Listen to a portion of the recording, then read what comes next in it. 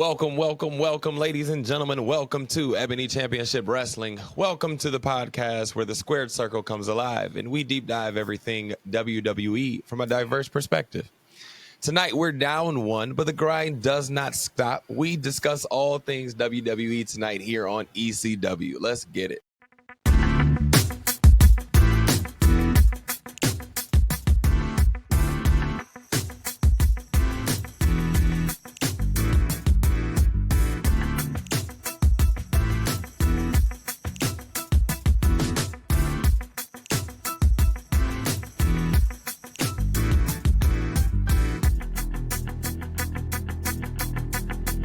Welcome, ladies and gentlemen. Welcome, wrestling fans across the globe. I am the Jackie Miles, and we might be a little light tonight, but I am blessed to get to share the screen with my squad still once and for all. I'm here with our resident tribal chief, my boy Griff, a.k.a. Griff Nation. Make sure you follow my boy on Instagram at GriffNation84 and follow him on X at CGriff84. Behind the scenes, making it rain on the 60 and over crowd is our wise man and our bodyguard, BDixx. Find him on Cash App at BDixx989. You can find us all on Instagram at Ebony Championship Wrestling on Instagram. And you can catch us on X at Ebony Championship Rests. This episode is brought to you by Red Kool-Aid. You know what I'm saying? Like, you know what I'm saying? Griff, what's going on, my boy? It's good to see you, man. How you doing tonight? Man, fantastic, man. Great to see you too, brother, man. Glad you made it back to the NY safe, man. It was good kicking with you and the wise man over the weekend for some late night dinner. That's right. Yeah, man. And, of course, we had a fun-filled weekend with Elimination Chamber in Australia. We was fighting to sleep to get up in the morning and try to watch it best as we could. I want to shout out to my brother, my bestie out there, man, in Vegas. He's out for business and not with us tonight. But like you said, man, the grind still continues, man. And we're on that road. We're official on that road to WrestleMania now. So that's the next PLE up, man. I'm excited just to be here to discuss and have this conversation. WrestleMania, here we are. Here we go, man. We're on the road to WrestleMania. The previous stop was Elimination Chamber, and now we guns a blazing straight through, right? There's no other PLEs, right? There's nothing else until... All right, Here we go, man. 39 days away. Last night, is Becky Lynch being overused when it comes to WWE?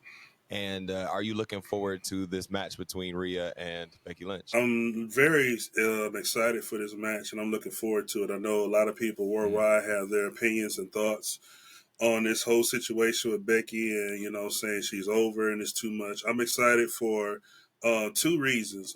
Reason one, you have two international women superstars that's going to headline this match, one from Ireland, one from Australia. Great marketing strategy for WWE to me because you just went to another level with Australia. Now you want to target the Ireland crowd from Becky. Yeah, I think also, too, just to kind of ease some of it, too, I was thinking as well, like, I think because it was kind of almost spoiled where you were almost building for this match to happen before Nia and Rhea had their main event match and also the Elimination Chamber happened. I think if they would have just played it to whoever won the Elimination Chamber and started building off of that, I think that probably would have eased, not totally completely erased it from everybody, but at least kind of help ease off it. And I think that's probably what it was. It's like, yeah, we kind of know Becky going to win, and now here we go again, having another Becky Lynch thrown in the moment. So I do get all the perspectives why everybody's saying what they're saying, so I have no ill will of what everybody's opinions are. Okay, everybody is right to their opinion, and I totally agree, but I think for me, I was just coming from a more, is this what they're trying to do? And yeah, I would love to see that one-on-one match if there's no interference, but I also understand and respect the other opinions of how people feel about it too. Like, yo, who else could have been thrown in this situation besides Becky? Because we've seen it happen with Tiff, and now here we are again with Rhea. Yeah, and it's kind of, I don't want to compare it to like the Charlotte Flair thrown in situation because it's not necessarily that. No. Like there's at least some storyline to it. So I don't want to necessarily compare it to that, but I do feel like it's one of those moments where she is who she is, so we have to kind of go in this direction. And again, I don't want to sound like a hater in this moment because I'm not hating on the match. It's just like, correct. There's some other things that we probably could have done. Is all I'm saying. But you mentioned that it was a one-on-one situation. I don't know if you saw last night. Nia said, I don't care if she won it. It should be me. You know, I said it last week. Do you think we headed in that direction for this triple threat, bro? You think we headed there? Yeah, and you know, we could be, you know, and here's another X factor again. You know, I mentioned this too. You guys kind of blew me with this one, but when I mentioned about Liv, and Liv, short and sweet, came up later after that match too. It was like, yo, like, this ain't all about you. So it's some scenarios to this. Right. Will we see a triple threat from Nia, a triple threat with Liv, or maybe a fatal four-way? I think that's to come depending on how they got the story booked. But I won't be surprised either direction they go. For me personally, I would love to see the one-on-one match, but I don't think it'll be bad either if they go a different direction, either with a triple threat or a fatal four-way at this moment. It's kind of hard to get just a one-on-one now, right? Like, too many people involved. You know, like you said, Liv, you were absolutely right. Like, Liv's involved, has to be involved in this now. And so if they go fatal four-way with it, I'm actually okay with that. And I think that would be a good match. It just has to be the right storyline. Again, like, you know, you got to make me care about it. And I think we're headed in the right direction. Yeah. I think we're headed in the right direction. Oh, yeah. So I agree. All right, man. We'll see what happens with that one. But let's move on to Seth and Drew, because obviously Drew wins the Elimination Chamber. And man comes out and gets into a pipe bomb stance, and loving every moment of it. Griff, what's your thoughts on Drew and Seth, man? Where we headed? I'm loving the mocking of CM Punk. You know, the whole sit down, butterfly position, dropping a pipe bomb and all, and even teasing the whole injury aspect. You know what I'm saying? Of course, you know, and we know what CM Punk said, you know, when he last was on TV saying, when I get healed and come back, I'm coming for you. We know that. But I love how they're continue to keep Punk in the memory bank, you know, especially when you just freshly back in WWE and you get injured right off the bat. Fans can quickly forget about you, you know, and be distracted and focus on, you know, all these other storylines of WrestleMania. But I like how they're still implementing CM Punk in this equation to build off that story, man. But like I said, I'm all here for Drew, man. Just that whole setting and getting the crowd in twos and everything. It was comical, but at the same time, it's like he's going on another level with his heel run as well. We're not seeing like that same Drew that's mad and crying and complaining, you know, like he's pretty much like, okay, I'm just going to cut straight for the chase and lay all the marbles on the table. And if you get mad, you get mad. If not, they come in the ring and do something about it. Two things about this heel turn that you kind of just alluded to. Two things about the heel turn. Number one, it's based on truth. Right, so from a CM Punk standpoint, there's some truth to this. From a Seth Rollins standpoint, Jimmy Uso, Sami Zayn, all of these things, these are real conversations that are being had, right? Like Jay did screw him over, right? There is some realness to this conversation, and so that's what makes this heel work really good. The second thing about this whole thing is that it's a slow turn. It wasn't like I'm a face at one moment and then I'm just going to attack somebody and now I'm a heel. It wasn't one of those things. This has been slow burn.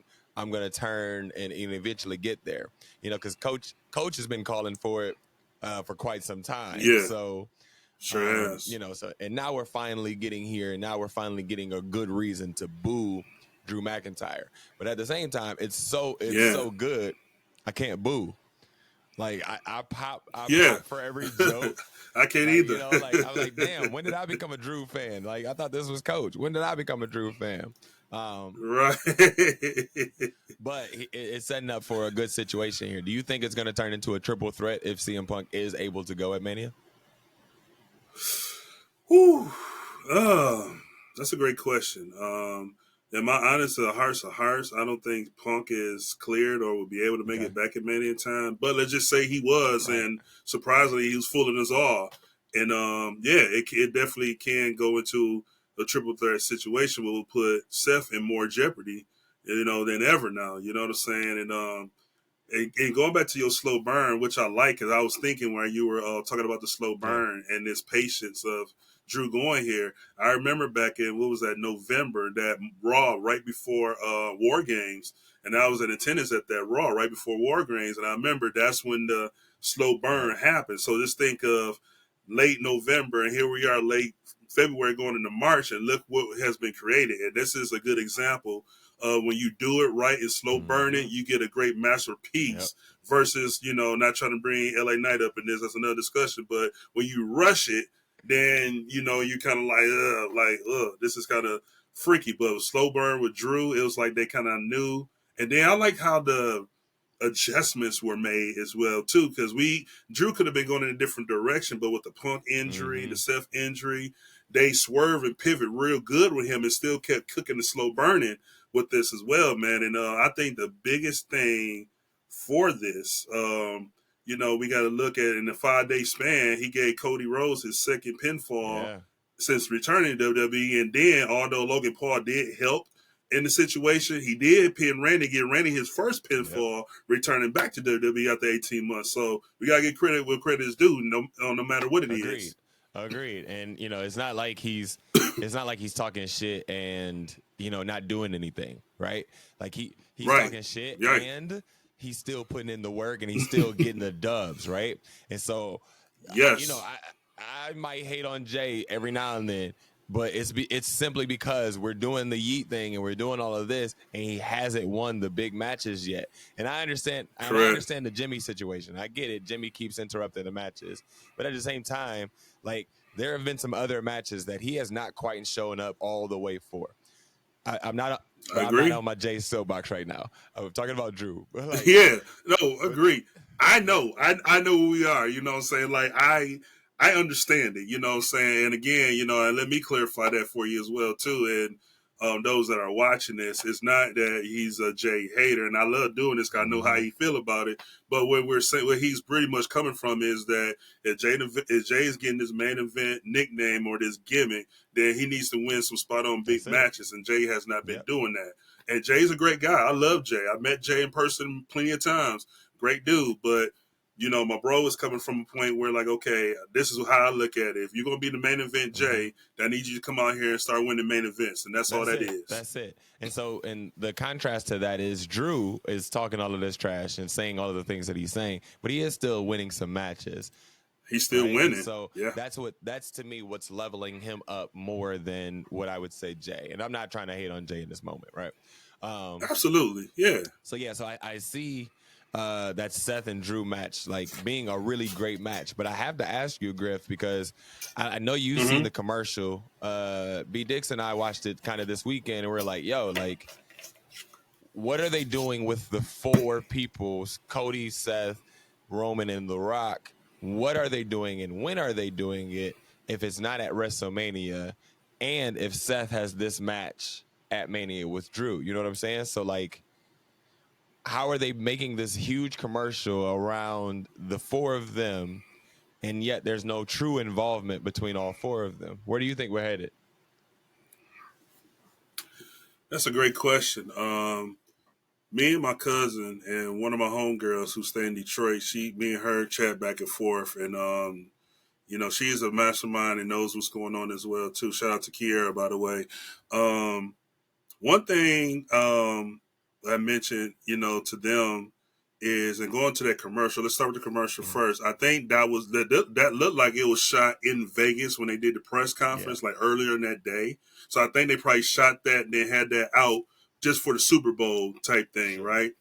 What I told them, and I said, I always use that Marvel analogy a lot. I said, you got to pay attention to the details, pay attention to the interviews, pay attention to the stories, right? And I'll never forget when The Rock was on the Pat McAfee show just recently, where he started saying the Cody Crybabies. Yep. The main thing he said out of that was, y'all going to like what's going to happen, but y'all got to sit back and wait and be patient. If I'm answering the question right, what I had shared with both of them, I said, I think we're going to be in a situation where Cody's called out The Rock, and The Rock is now scheduled to appear in the next 3 weeks on SmackDown. I think The Rock is going to accept the challenge, but he's going to get under Cody's skin to probably force him to put that number 1 contendership from the Rumble on the line, and then it might turn into whoever wins will face Roman in night 2. Okay. But my thing about that is, and I'm glad this was brought up because I've been thinking about this all day, and I said if this conversation comes up, I want to ask you, and we can talk about this, because I know you and Coach, we had talked about this early on, like, yo, Seth finally going to get his moment, his main event, but if Cody and The Rock do get that match, and it does happen in night 1, does that take that away from Seth and Drew, a Seth main event as a world champion? It has to, bro. It kind of has to. There's no doubt about it, right? Like, I don't think you have a match with The Rock and it not be main event. You know what I'm saying? Like, right. If The Rock is in this situation, it's not like he's going against like the Wyatts like at WrestleMania 32. It's not that situation no more. Right. Like he's on the roster. He's in the storyline. Like there's no way that you develop something and not put him as the main event. I don't think so, at least. Correct. And so I think that does kind of crush Seth's situation here, especially if there are 2 separate main events. I don't believe in this like, 3 main events of the night thing. Nah, like whatever match goes on last, that's the main event. Okay, so that's the main event. So correct. It's either main event night 1 or main event night 2, and I think if it's gonna be Cody Rock and then like winner takes on Roman, both of those have to be main events. I'm just saying, both of those have to be main events both nights. So that kind of squashes Seth's situation if it turns out like that. And yeah, and if I answer that question, I think that's the scenario we could go. This in my feel, like I said, there's no other way if you book a Rock. I mean, to me, I don't see Cody and Rock after what just happened a couple weeks ago. You book this match later after WrestleMania. I think this is something that's going to happen possibly night 1, and then it's going to be like Cody's going to be so adamant to get his hands on the Rock that he's going to slip and say, yo, I will either put my Royal Rumble, if you want to fight your cousin so bad, I'll put my Rumble contendership on the line. So when we talk about something unprecedented, something historic, something like that, we have to also think like, yo, out of all 40 WrestleManias, not the number 1 contender who won the Rumble never put their number 1 contendership on the line. So here's some history that has never been done. And then we are going to finish a story or keep going with this story. What way to have this story that you defeat The Rock, and then also you got Roman. Now, I'm not going to say he's going to defeat Roman because I'm still on the Roman side of he's going to beat Cody, because me and you and yourself and if Coach is here too, we said the same thing. We all want him to break Hogan's record. and still we the ones over here. We take yes, sir. We take no racist banter lightly. So yeah, we're gonna need that streak, bro. Come on and let us get that streak off you. Come on and get rid of that, bro. Yes, sir. So yeah. I need all of it to make sense soon. You know what I'm saying? Like. You know how we as wrestling fans are. We want it right now, and we want it when we want it. And so I'm kind of with them on this one. I need to know kind of where we're headed, and I guess Friday night is going to kind of tell us that as we get The Rock and Roman finally back on the screen. I'm sorry, is Roman scheduled for this Friday? You know what? That's a great question, because I looked when they announced The Rock, because and I text Coach earlier today and let him know in case and I'm sure he probably not going to be able to attend, but I let him know anyway. I said, yo, The Rock on this 3-week thing, and y'all on week 2 next week down in Dallas. So he'll definitely be at that show, and that show probably already sold out too. I haven't had a chance to look at anything. Yeah, so I did look on the schedule, and it showed The Rock is appearing, but I didn't see Roman listed too. But Roman can pop in at any moment or be a last minute thing. So it looked like they could be just carrying these next couple SmackDowns with just The Rock only and no Roman, and then Roman might just appear like maybe in a couple weeks or so, maybe 2 more times prior to Mania. But the way it's looking, it look like The Rock might be carrying the show on his own without Roman in attendance. He gonna come out there and just talk shit for his cousin? Is that what this is turning into? Damn. Could be. All right, then. Or he could, he could be shooting on Cody too, like have his floor, have the ring to himself, and just talking. And The Rock could be getting ready to tell a story between both families, dynamics that we never knew about that could start to hit some cylinders. So I have to ask you about this one, and I know this is your boy, so Please speak candidly, but do you believe in Sami Zayn right now? I do believe in Sami Zayn. I really do. I'm still like on the fence, not in a bad way, but on the fence and seeing where this character is rolling into. Definitely a different character from what we've seen the last 2 years, especially with the whole Johnny Knoxville and the whole bloodline and the tag situation with KO. But it looked like it's again when we talk about the key word tonight was slow burn. You know, I think this is a very slow burn into a heel character, which I call for. I'm gonna stand on that. I'm not sure when it's coming, but I see a slow burn in that heel character. I think it's something fishy that's happening. I did see a run in after his match with Shinsuke, a run in with Gunther in the back as well. That could be a good situation for him as well. But then also we seen after that what Gunther and Imperium faced up with as well. So, but sticking on the Sammy side, yeah, I think it's a slow burn into something that we don't know just yet because it seems like he's still on the face end, but I'm still calling for the slow burn to the heel turn. From what we're seeing and doing, you know, he's just going to get fed up sooner or later. And you know, all these interviews with Jackie Redmond, which I would love to have interviews with Jackie Redmond any day.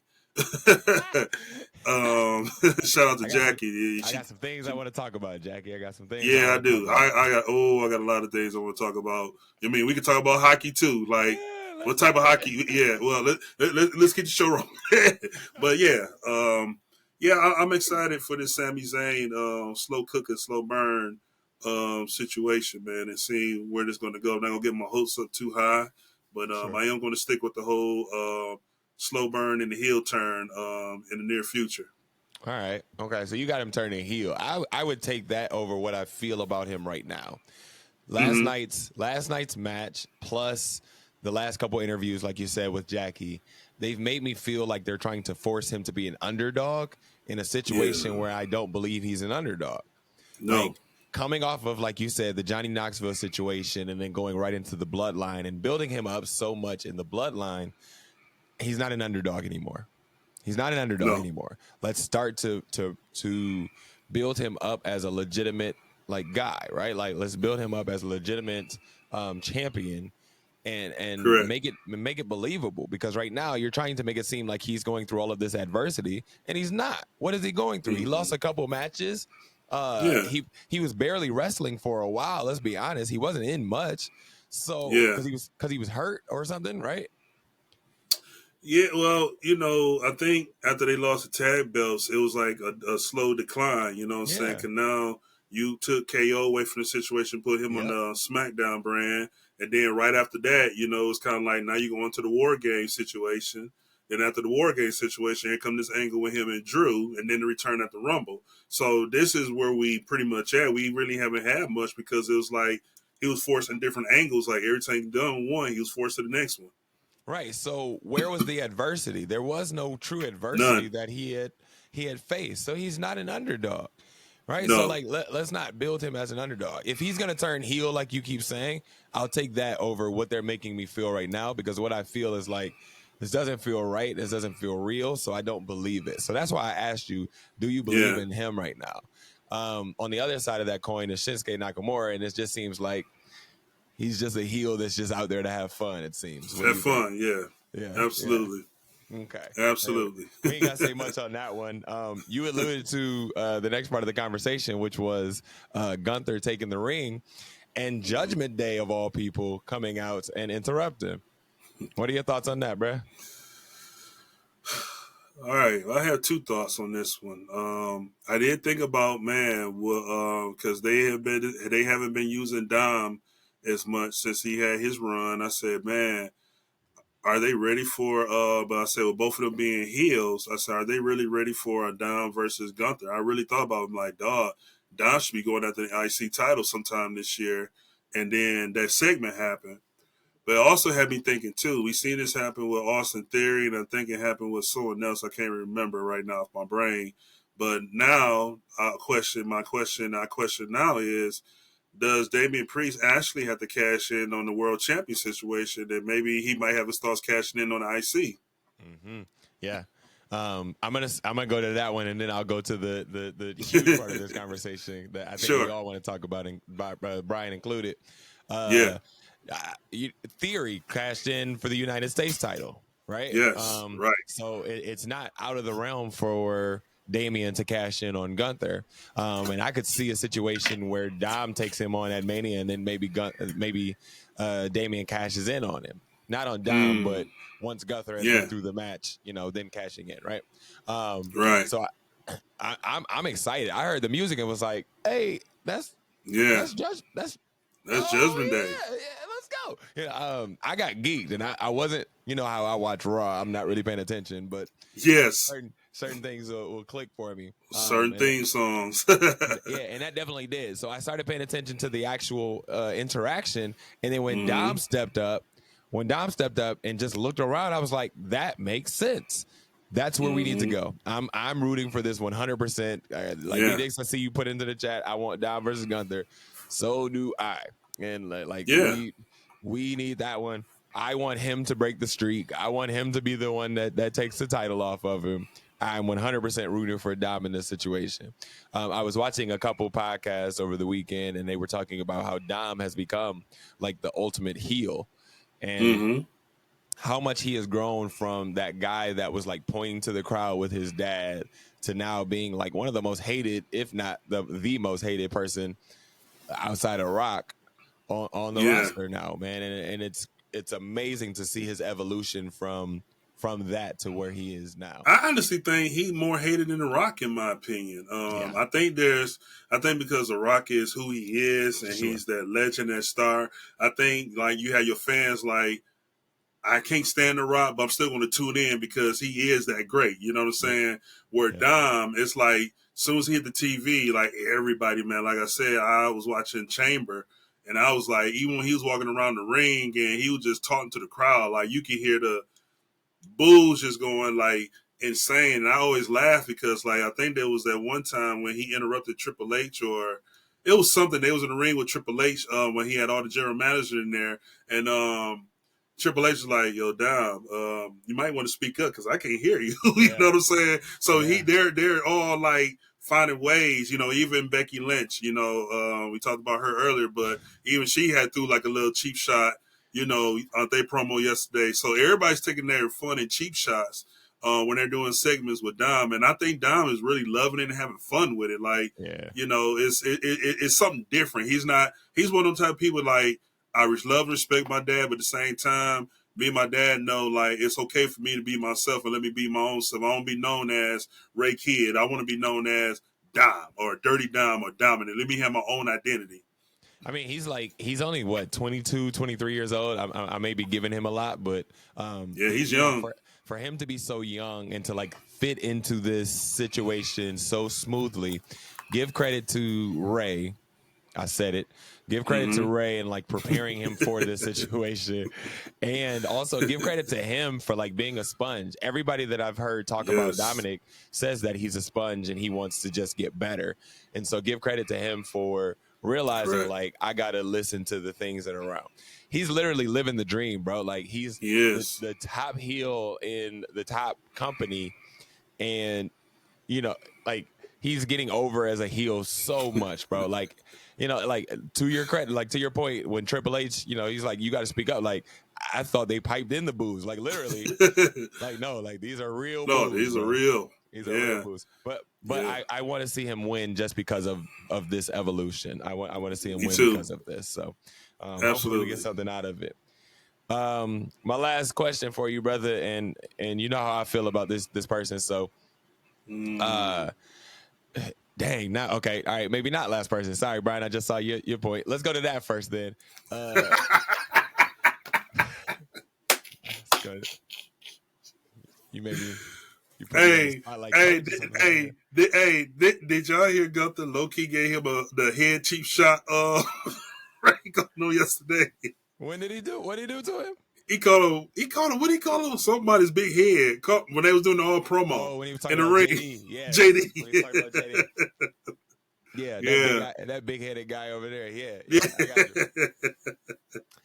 you. No, but Brian just typed in Andrade.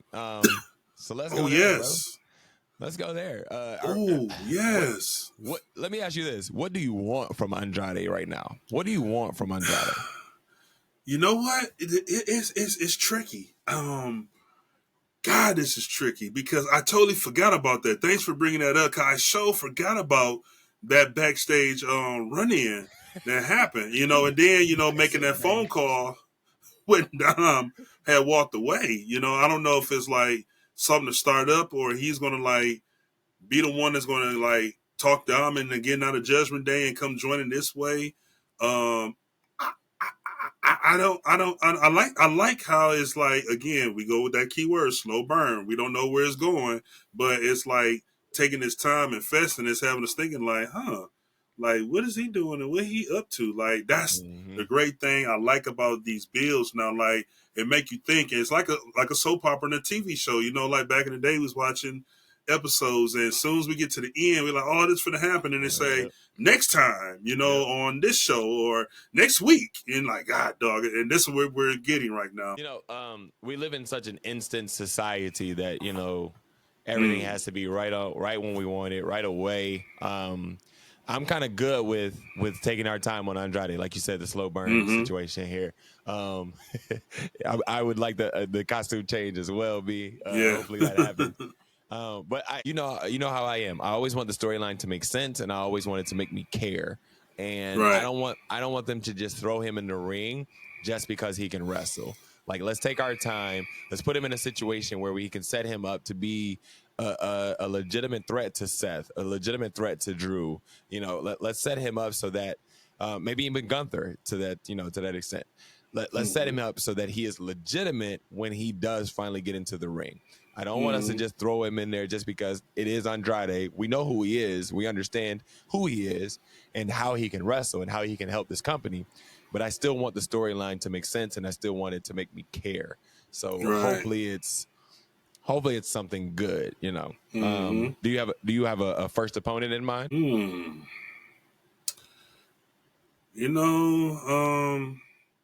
If Andrade goes as a face and a good guy, a first opponent that comes to mind that'll be starting good with him. Man, you know what? Because he's on Raw, for some reason I would love to see him start off with Grayson or Austin Theory, although they're on the SmackDown brand. Those are two of my initial thoughts. But I can't think of someone off top like on Raw, because mostly everybody on Raw is like either in other storylines or they're affiliated with tag teams or with factions. Sure. Yeah, I get that. There's not a lot of face factions.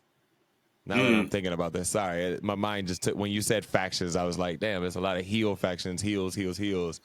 My mind just took me there. So I'm with you. I really don't have anybody in mind now that I've asked the question and don't have an answer to it. No, bro, I don't want any interaction with the LW. No, bro, no. You know what? No, I got one person on mine that just came up. Possibly, excuse me, Shinsuke could be one. Okay. To start off, Shinsuke from Raw. That would produce a banger. I'm with you on that. That would produce a banger. Yeah. Okay. Make it make sense to me, and we can make it happen.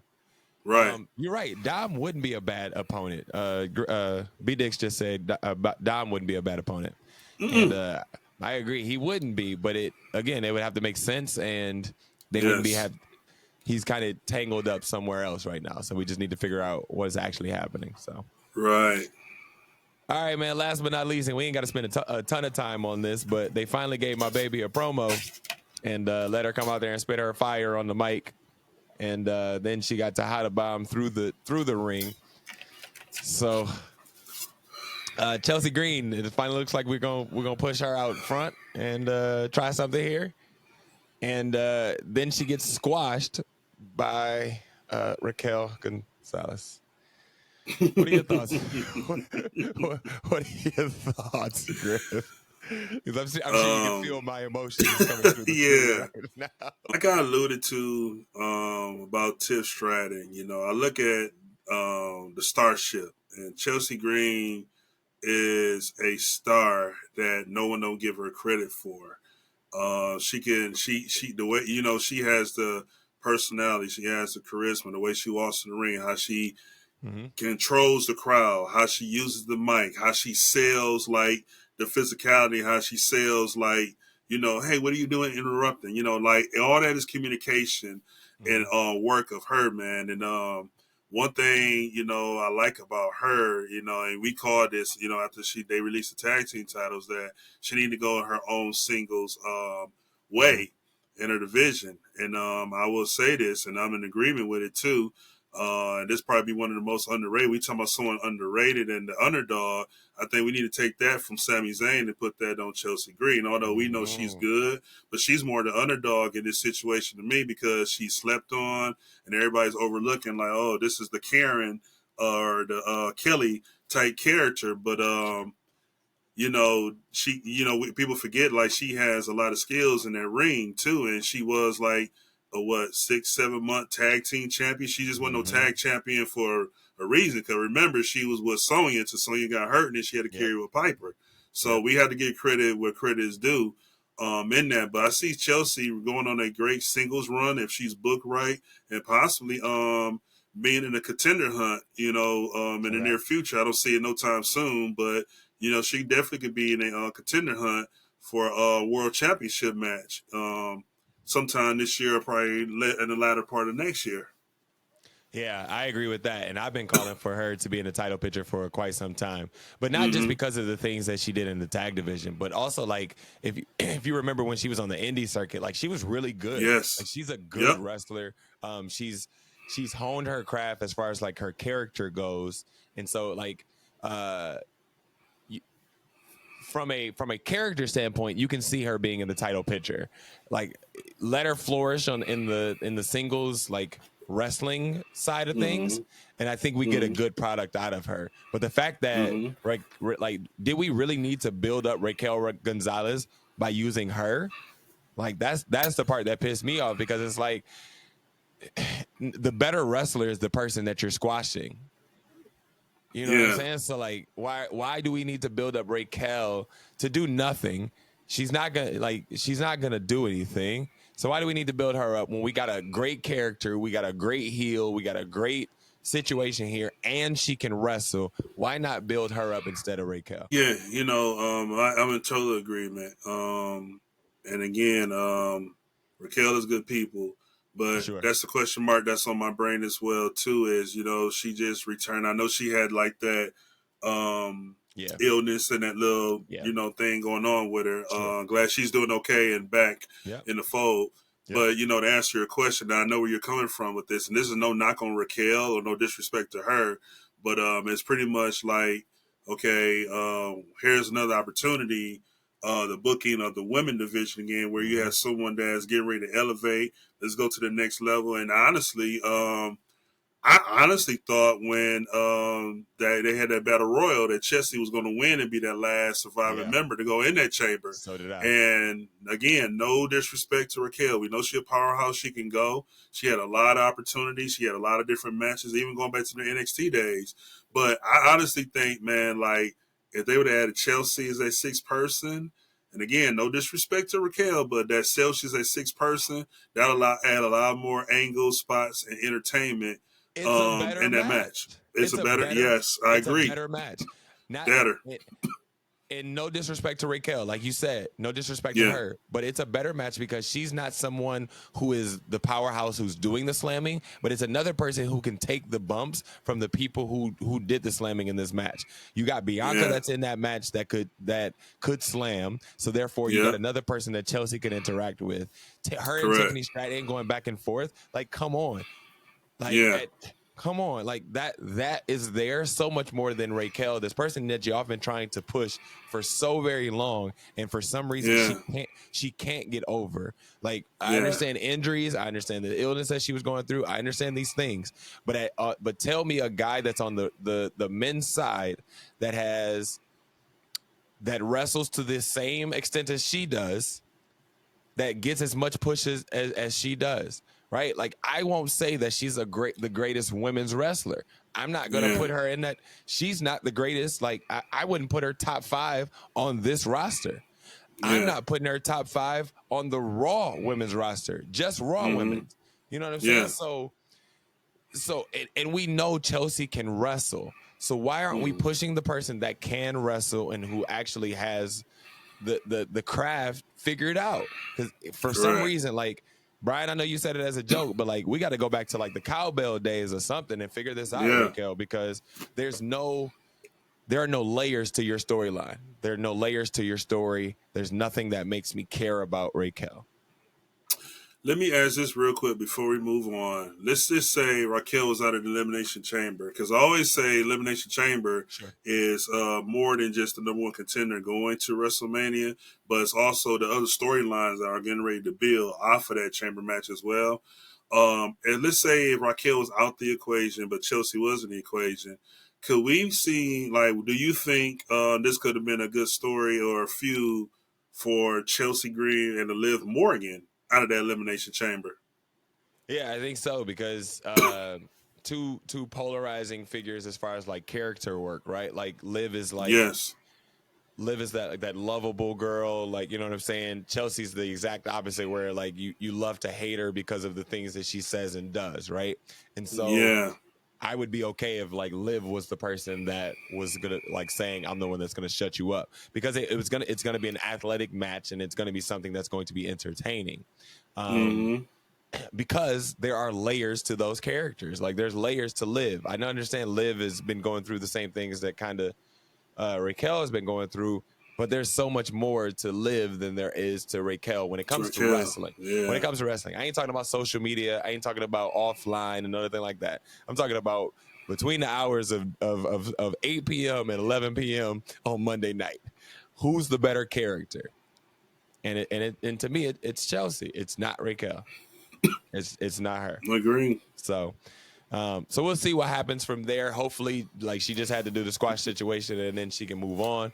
And we'll see what happens from here, man. We'll see what happens from here. Yeah. All right, brother. That was Monday Night Raw, and it's been a wonky week for us as we try to catch up on sleep that we all missed on Saturday, and trying to get back into the situation. But with all of that, Griff, the scoreboard has once again changed. So let's check out our fantasy draft. I already know. I ain't hit no jackpot Saturday. You never know, bro. You never know. I listen. Right. Brian sent it to me like just now, so I really haven't looked at the scoreboard. What I thought was the scoreboard, I don't think is. So, with Coach not being here tonight, Coach is out dealing with his business adventures, so he is not with us tonight. So we won't necessarily spin or make any adjustments to our team, as we want to keep it fair for our brothers. Absolutely. So we'll just check it out and then we'll move on from here. But let's look at our scores here. Give me just a sec. All right, this here is the score. No way. Whoa. Well, I'm not surprised by your score because you had, I know you had some good dubs on Saturday. This from the chamber. So but dang, Coach. I wasn't even gonna bring I'm to it. Listen, man, I'm almost to the point where I might want to just get him 10 points out of my 97. At least give him the 40s. Like, give him a couple spins. Coach, I hope you know you are not exempt from these jokes just because you're not here tonight, my brother. Come on, man. You had the number 1 draft pick, brother. Come on, man. You had a number 1, bro. You out here like the Carolina Panthers. Oh, man. Picked up Bryce, and now we don't know what to do no more. He picked Gunther number 1, didn't he? He went Gunther and then picked the LWO. He then picked the New Age Outlaws in their current roles. He then went on to the women's side and picked the Fabulous Moolah and Mae Young as his champions. Man. And then he went down to NXT and picked Cassius Ohno. So I don't know what he was Oh thinking. my God. Here we are. So oh my goodness. Just in case y'all are wondering, man, this is our fantasy draft. We are headed towards WrestleMania. At WrestleMania, we will crown a winner, and that winner will be the ECW champion. We got a belt on the way, or so I thought. I don't know. It's on its way. We got a belt on the way to represent our situation here, and man, we look forward to seeing who pulls this out, because it looks like it's a 2-man race between myself and Griff, and it's gonna get interesting down the stretch here. So, all right, Coach. All right, brother. We miss you, man. Come on back to us, and anything is possible. Now's your time, WrestleMania last hope. Now's your time, brother. You down 3-1. Now's your time to make your run, LeBron. Now's your time. All right, man. Let's switch gears. I know Coach isn't here, but man, it's time for a Griff's picks, brother. Let's go ahead and get a Griff's picks going. Let's go, Griff. What you got for us tonight? Yeah, fellas. Thanks for this opportunity again. Today's Griff picks is since we're on that road to WrestleMania. One of my favorite things is when I get that ticket scan and walk through the gates and go to the concourse.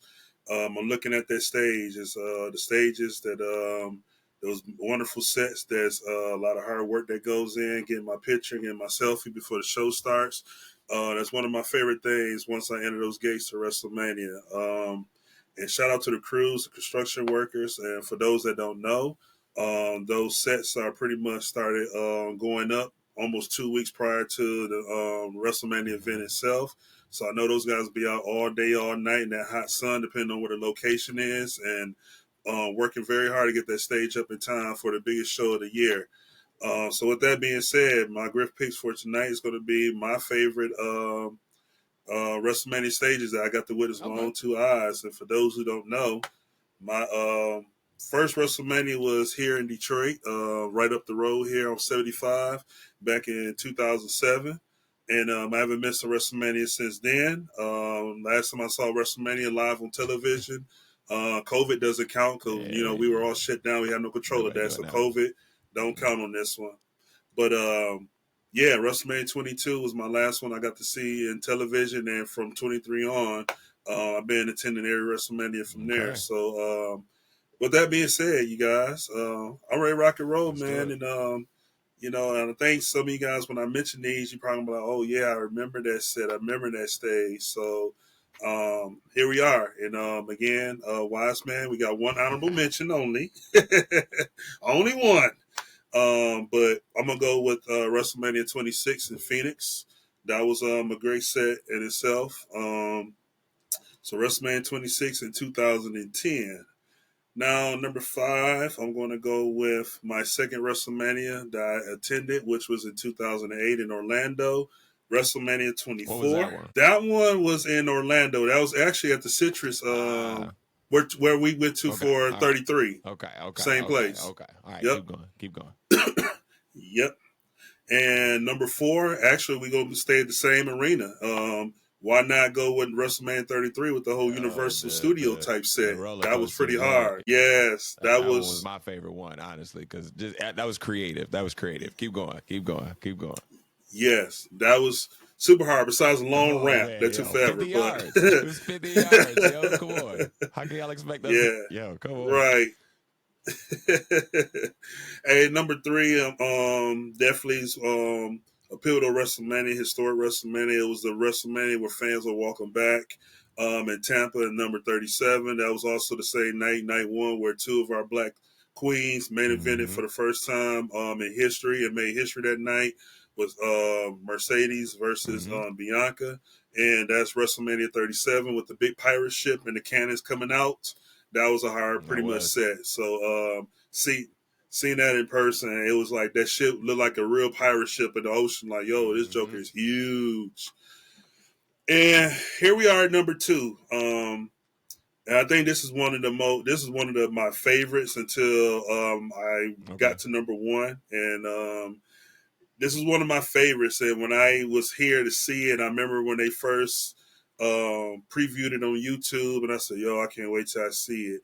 And Jackie, it was definitely up the road from where you was at MetLife. And I'm not talking about WrestleMania 35, but man, we cannot forget about WrestleMania 29 set in New York at MetLife with the Statue of Liberty up top and the Brooklyn Bridge right at the entrance. Like, that was number one. Yeah, that one went hard. But I'm sorry, y'all. That was number one for a long time. Number one until last year in Hollywood. Hollywood. And I don't know if you guys got to witness it a lot on TV. I did watch it back too, but throughout the show, they always had like the Hollywood lights. They had like every superstar their own movie poster that was changing throughout the show. So I don't know if you guys got. It was on TV. On the show as much for everybody to see it. I know everybody was focused on the matches, but off screen, you seen the posters just changing, the lights were just changing. Like a lot of stuff the cameras wasn't catching. We were watching, seeing like, yo, this is like a whole Grammy, Oscar type feel. So that is my number one, WrestleMania Hollywood. Last year, SoFi Stadium, that beautiful stadium. And ladies and gentlemen, that's my Griff picks for this week. And Wise Man, I'll make sure I get that info to you. Good deal, man. Good deal. I gotta ask you about a couple others because obviously the list isn't complete without a few more honorable mentions. I gotta ask you about New Orleans with that. What'd you feel about that one? Because to me, that's top two, and it might not be number two, if I'm being honest. I love that one. Keep going. What were your thoughts on that one? I love that one. Like, that was a battle with my honorable mention. That was a toss-up between that one and Phoenix. And I think the reason I like the Phoenix one better because the way, and again, I know I'm a pyro guy, but they had the pyro set on each angle of it. So when they really did the launch and everything, and then also when Taker came out, like the whole set just went to a whole different thing. And I said, I got to go with 26. And that right there, like the Taker entrance itself to me was better at 26 than it was at 34. And 34 at New Orleans. And that's what took the honorable mention over New Orleans. But New Orleans was really right there because between the two, neck and neck. I get it, man. It's they're very creative in the things that they do for their stages. I'm glad that they went away from just like the little circle and, we actually getting some, getting some real stages out here. So, all right, man. That's good picks, ladies and gentlemen. Always a pleasure, brother. Love to hear how your wrestling mind works and, the things that you value. And I heard that you said, man, WrestleMania 22 was the first one that you attended, right? 23. Actually, 23. 22 was the last one I watched on television before I started attending. Now I got you. So clearly, brother, you've seen a lot of the situations. You've seen a lot of the WrestleManias. You've seen a lot of the important matches over the last, 2 decades, essentially, man. So I got to ask, what was your favorite experience so far as WrestleMania goes? Put him on the spot, ladies and gentlemen. Put him on the spot. I did not send him these questions. He was not prepared for any of these. Off the dome. Here we go. We can go to the restaurants. We can like kick it at the Hibachi Grill. We could talk moments forever. But I do tell people this when I'm asked this question. WrestleMania 31, that was something different. Because that was my first ever WrestleMania in California, which was in technically Frisco, but Santa Clara, the home of where the 49ers play. And I always tell Coach this. I said, man, if you and Jackie and the Wise Men would have came to this one, I don't think we'd have made it back to our hotel room. And for so many reasons. And we already know the 1 hour difference was in Dallas when we was going to Texas Live across the street, right? I say that to say because you had so much right there, but WrestleMania was done at 8 o'clock at night. So you had the whole night. It wasn't like 11, 12 o'clock getting to the hotel. Like people were still out, like hanging out. You had the view of the mountains and the sunset. You see the ocean over here. There was a music park over here. Like they was literally having live concerts in the music park, like going on while WrestleMania is going on. So when you sitting at 300 level, you're watching a concert, you're watching the 49ers practice behind you, you watching WrestleMania, you watching everybody on these roller coasters, you watching all the, it was just like, but to top it off too, you know, not only was that a great show, but that was the first ever time you seen Seth Rollins or Money in the Bank cash in at WrestleMania. And I was like, yo, the show was good, the venue was good, the view was good. And if I had to say, and it's still hard to this day because I've been to so many, that's like one of my top and favorite WrestleManias that I ever attended. I agree with you on that one, man. It's definitely one of the most watchable manias. There's some manias where you're like, I can't watch all of this stuff in one sitting. That one, and I want to say 35 in New Orleans are probably the most watchable ones because the matches are so good, and the show itself is not 5 hours yet. We haven't gotten to that point yet. Like it's still around the 4 hour where we can kind of make it work, you know, situation. But it's definitely rewatchable, and it's definitely one that I've gone back and watched over and over again because of two reasons. You already mentioned the one, the cash in was epic, and you know, you chills when that happened, right? That was epic, and Seth is involved in the second epic part of that show with the RKO where he went to curb stomping. Yes, earlier that day. Earlier in that show. And that whole match is a great match to watch. Not just the curb stomp RKO situation, but that whole match is definitely a great match to go back and watch. So I agree, man. 31 was a great WrestleMania, and I'm sure you had a great time in that environment and in that venue. And let me add one more thing too about that event. Triple H versus Sting. Yeah. And although you had the guys come out and they were like not really in shape, but it was just like the closing door seal of the Monday Night Wars where you got Triple H, you got Sting, you got the Outlaws, you got BDixx, you got Shawn Michaels, then that NWO music hit, and it was like, yo, like, what else could we get in this show? And this is still daytime. We still haven't got Taker yet. We still haven't got the cash in yet. We still had like 5 or 6 other matches after that. And I was just like, dude, like, this is probably one of the best WrestleManias of all time. And we ain't even got halfway through the show yet. BDixx is asking, is that the Terminator entrance? I'm pretty sure that one is, Yes, it was. That's sure also was. A show with like Rusev versus John Cena for the U.S. title. A great match, you know, great storyline. Both great entrances of, you know, John Cena and Rusev. You know what I'm saying? Yeah. The No Limit Take. Yes,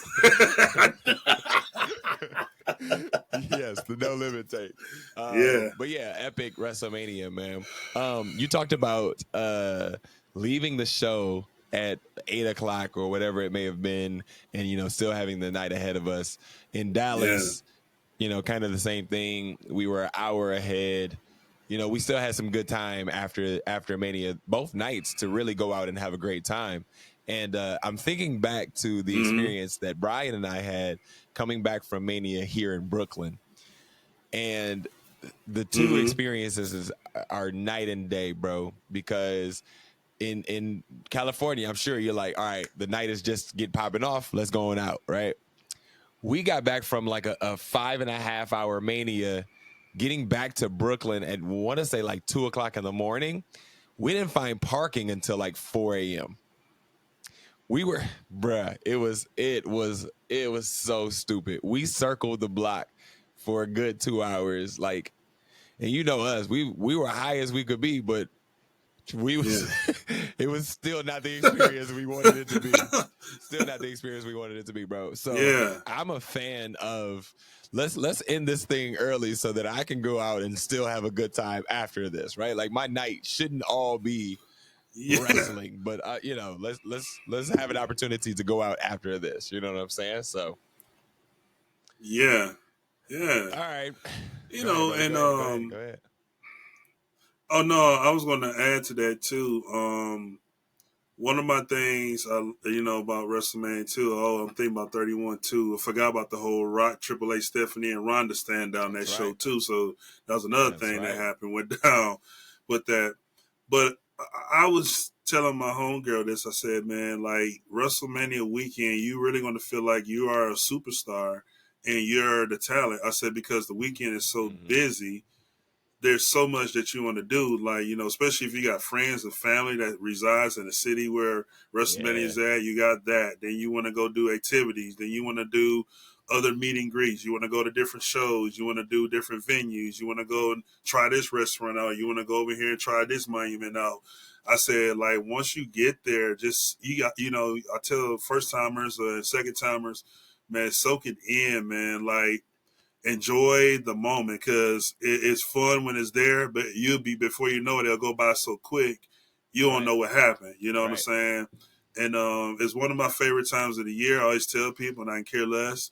It beats All-Star Weekend for the NBA and NHL and Super Bowl by a whole far. You know what I'm saying? Because of those events, if you don't have VIP or have a hookup, you can't get in. At least here, you just got to sacrifice your funds and save up, and you're in. You know what I'm saying? And it's like a big family here. Ain't no favoritism or, hey, my boy can come in or my high school classmate come in, but then here's that person that worked hard to get in. He said, nope, you got to have a pass to get in here. That's not what WrestleMania weekend is about, man. It's just taking it in, enjoying the moment, man. Meeting as many new people, network, bond. And if you one of them type of people that want to, like, take the key and go in the room and bring somebody up in there, do what you got to do, man. Like, hey, so weekend it's all about, but man, that's one thing I tell myself. I said, if there's one thing I'm going to miss when God calls me home, it's going to be this weekend, man. Yeah. Agreed, bro. Like you said, bro, it's our Super Bowl. It's our opportunity to go and enjoy the thing that we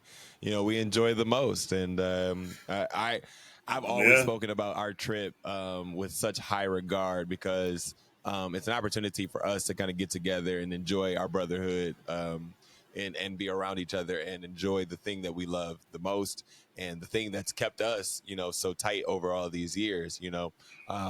I know Coach will probably speak to this, but it was the thing that kind of brought us all back into the fold with one another, and is taking this trip. And and enjoying WrestleMania weekend, man. It's such a good time, man. Like you said, we find something to do in all the situations. New Orleans, we owe New Orleans nothing. And New Orleans owes us nothing.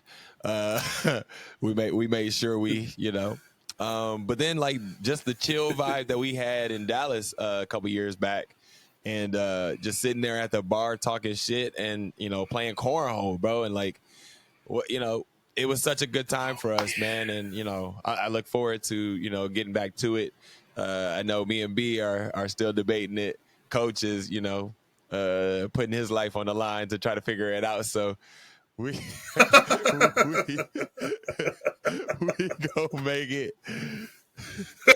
We gonna try to make it happen. You know what I'm saying? So we'll see what the year holds for us. All right, man. Oh man. Let's switch gears once more and finish up this conversation. On an interesting note, I wanted to do a word from the wise man tonight, so I tasked our guy with sending us a word, and I wanted to see what he would come up with. And this is not the direction I thought he was going to go, but I am 100% happy that he did. So the wise man asked the question, wrestling fans are closet racist. And he asks if he is tripping, or if this has been our experience. So we coming out punching, B, and I love it. Here we go. Woo-wee. Hold on, let me button up the jacket. Let me get the heartbreak. Oh, wait, hold on. Wait a minute. I'm sorry. You know what? I just thought about this. I don't think we did it. Let me do this real quick. Ladies and gentlemen, let me go ahead and present to you guys this chalk line HBK King of the Ring 1995 jacket. I didn't think about this to now, but after seeing this question, it's time to throw them punches. I'm going back old school HBK, the showstopper main event, because if my brother want to throw punches and throw it out there, I'm fighting behind him with him on this one. So I'm going to go ahead and button up. Shout out to Bridgeport Bearcats, too, for getting their dub yesterday, the districts. But we finna go Coach Marshall, shout out to you guys, man. Get it done tomorrow against Frankenmuth. But yeah, I'm with this one. And if my brother gonna stand in the line, I'm gonna be with him on Here this we one. So let's go. go. I know where he's coming from when he asked this question. I know where he's coming from when he's asking this question. If we're really talking about race in WWE, when we're talking about let's just name it up front, like the Cody situation. While we love Cody and we in this group consider Cody to be black, we stand with you, our brother. The audience that roots for Cody has switched it up and made it something that is not wrestling in itself, but it has made it about race, and that's where things go a little different for me. And so to answer the question, B, I think so. I don't think you're tripping at all. I think there is some hidden agendas back here that are creeping into the wrestling world that don't necessarily need to. Do we root for our black brothers and our black sisters? Absolutely, 100%. But we don't bash those of us that are not of color. We don't bash those. And if we do bash them, it's not because of their color. But this situation has turned, some of the comments into racial comments that probably shouldn't even be. And so, Griff, I would love to hear your thoughts on the word from the wise man. Yeah, sure. Before I go, I just want to make sure I'm understanding. I mean, I understand it, but like example wise, is this more of like just say how you mentioned the Cody situation? Like fans are just like taking it to another level, like saying racial things by like color and things it's like just that. like the thought of like I said, we root for our black brothers and sisters. We even root for those of us that may not consider themselves to be black. But whatever. Mm-hmm. And so when it comes to rooting for them, we're not bashing those who they're competing with. We're not bashing them because of their race. We're bashing them because of their character. You know what I'm saying? How they're booked. Right. All the things. Gimmicks. And so a lot of the things that I've been seeing on the internet that are said towards Cody, or excuse me, not towards Cody, but like towards The Rock, towards Roman, towards The Rock's daughter, right? Like for The Rock's daughter to be getting death threats on a storyline. Like how? You know what I'm saying? And so I think this is where Brian is going with this. I got you. Yeah, thank you for this moment because this is something that has been bothering me as well too, and now I got clear understanding. Again, and I know, and I want to make sure my girl Kiera watched this show. Cause me and her had a kind of deep conversation about this. And I'm gonna take it a step further. She was seeing the comments that were made, towards Becky Lynch and their daughter, and it makes me resonate too. The Rock's daughter, like what does the Rock daughter have to do with a decision that was made that none of us don't even know behind the scenes besides those that are back there what's happening. We're creating narratives, and then when we create narratives, like all this hate, and like you said, Jackie, I've been a fan a very long time, and I tell people this all the time. I've been to plenty NBA games, and there are teams and players like get on my nerves, but I never got to a point in my mind where I get on my phone and assault them and say racial stuff or spit on them or throw my bucket of popcorn and things like that on them. It's not that serious. For one, I don't have no hate on my bone. It's like it is what it is. Like if you lose, okay, you lose, and whatever.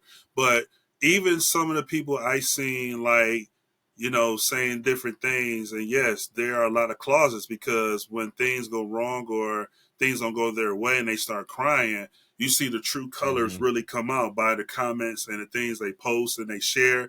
Like, and I put a thing out there not too long ago. I said, hey, let's keep it real. It ain't just Cody crybabies out there. I love Roman. I love the bloodline. I've been a fan of The Rock. But I said it's some Cody crybabies, it's some Rock crybabies, and it's some Roman crybabies out there. Let's just keep it real. There's a lot of crybabies out there. They ain't just Cody crybabies. I mean, I like saying Cody crybabies because The Rock said it and just irritate the fans. But it's a lot of crybabies out there. And it's never to a point, and I want to like back you guys up and clarify this too, especially those that's watched this show and those that continue to watch this show.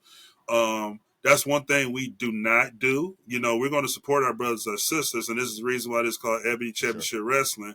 Then let's just keep it real. A lot of our African American culture don't get a lot of the love and support like they deserve. This is the reason why we're doing this. And in our culture, I'm just going to keep it 100 and transparent. And this is a teaching for everybody that wants to understand and learn our culture. We are quick to bash and have jealousy more than support and get motivated and create our own avenue in this. So this is one thing we do not do. We're trying to help put others out there and like get the information to get us out there. And we're trying to help and bring the love for everything and everyone else. So when we're talking about certain wrestlers, and you know, going back to my Raquel segment, I made it plain and say, there's no disrespect to her. I met Raquel. I took a photo with Raquel. She's a great people. I had highly respect for her. But when we're talking about business, just us having our opinion, it's no disrespect. I wasn't bashing her saying, oh, she's this, or calling her out by her race, calling out her culture. No, I just said, hey, in this situation, I feel Chelsea Green would have been a better suit in that chamber match than she would. That's no shade of disrespect to her. At the end of the day, I'm not her boss. I don't sign her checks. So I'm happy the way it is at the thing. This is just my opinion. But not to prolong on things, man, I'm very non-tolerant when it comes to sour and soft and cowardly people hiding behind the tweet button. And, you know, because things not going their way, you're displaying, exposing your racial side of things and making death threats and bringing people, kids and family into play. But then y'all be the first one boo-hoo crying and mad if they decide to press charges and have yourself investigated, yourself terminated. So, man, if I could, here you go, Akon locked up. Yeah, like, you know, and I'm sorry being long, man. You know, this is like one of my things I want to talk. Like, just like I try to get on y'all fans about stalking these wrestlers, knowing when they're going to arrive at the airports and the hotels, and then y'all get mad at Sasha Banks or Mercedes, you know, oh man, she got a stuck up attitude. Hold on, wait a minute. If you find out what time I'm coming home, you standing at my front door and I had a long day at work and you up here like stalking me for an autograph and a picture, I feel some type of way too. That don't mean she didn't want to do it. It's just, yo, man, I'm a human being. Yes, I have a character, but I'm a human being. I have a life. You're trespassing my property. You're in my space. This is my family time. Like, no, bro. Like, if you really want my autograph, meet me when I'm walking to the arena. If I'm coming out and I want to sign, I'm in a good mood, cool. But pay that money. Go ahead and go to Access. Go to these WrestleCons. Pay to see me, and then I get you what you want. Because all you're going to do is sell it on eBay for a profit anyway. I think we get to a point in wrestling, and I think this is the only entertainment that allows this. But like wrestling, you're so involved in the storyline that you feel like you are the storyline, and you feel like you have so much. You feel like you have so much access to these people when essentially you don't. And so when that access is now either not granted or it's taken away from you, then it becomes, well, that person ain't shit. That person is this. That person, you know, that this, that, and the other. And then in some cases you take it a step further and then make it a racial situation when it has nothing to do with race. You know, like I've said this like 3 times now, but like we root for ours for sure. We root for our favorite people for sure. But that doesn't mean that we're gonna bash anybody. And I wasn't bashing Raquel earlier in a sense. I was bashing the booking. No, that's the booking, and that's it. That's all we're doing. I'm sure Raquel is a fabulous person, and whatever she was going through, like I hope it gets better. Obviously, but your booking is terrible, and maybe it's because. Whatever. I don't want to go on that soapbox again either, but you know, but I don't feel like I have access to Raquel in order to tell her, like, to say these negative things to her in any way, right? I am not happy with your booking. Period. That is as far as I go with this. It has nothing to do with you as a person. It has nothing to do with your race or anything. Nothing to do with you being a woman, right? Let's take that out. Like, if your booking is bad, your booking can be bad as a male and a female, as a woman and a man. Both men and women eat in catering. So, like, it has nothing to do with any of that. So, you know what I'm saying? So, we have to realize that we don't have as much access to these people as we feel we do. And at the same time, we can't just say whatever we want to these people. You know what I mean? Like, we're hiding behind a wall.